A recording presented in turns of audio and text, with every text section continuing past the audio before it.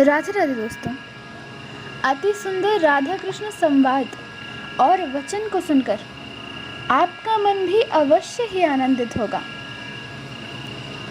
यह तो बताओ कान्हा, अगर मैं राधा न होती तो क्या आप तब भी मुझसे इतना ही प्रेम करते? श्री राधा रानी ने एक नन्हे से बच्चे की तरह एक और गर्दन झुकाते हुए पूछा।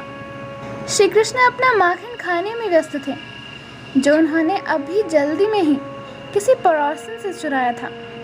उन्होंने राधा की बात पर ध्यान नहीं दिया।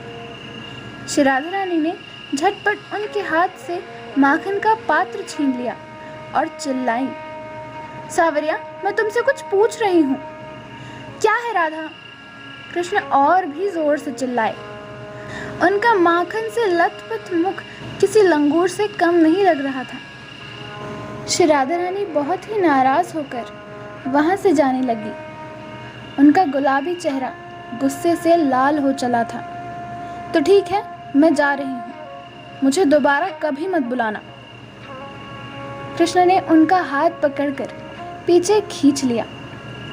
बिल्कुल राधा, मैं तब भी तुमसे इतना ही प्रेम करता।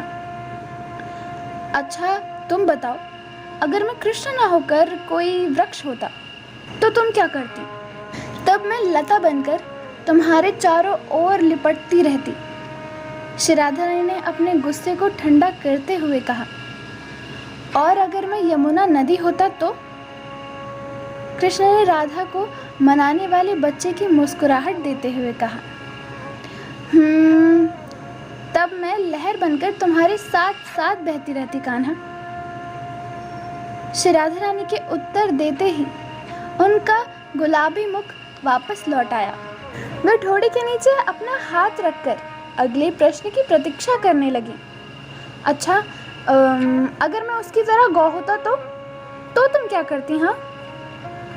कृष्ण निकट घास चर रही एक गौ की तरफ इशारा करके बोले। तो मैं घंटी बनकर आपके गले में झूमती रहती प्राणनाथ, परंतु आपका पीछा नहीं छोड़ती। श्री राधा रानी श्री कृष्ण जी के गाल खींचते हुए बोली। फिर अगले कुछ पलों तक वहाँ शांति छाई रही। केवल यमुना की लहरें और मोर की आवाज़ ही सुनाई देती थी।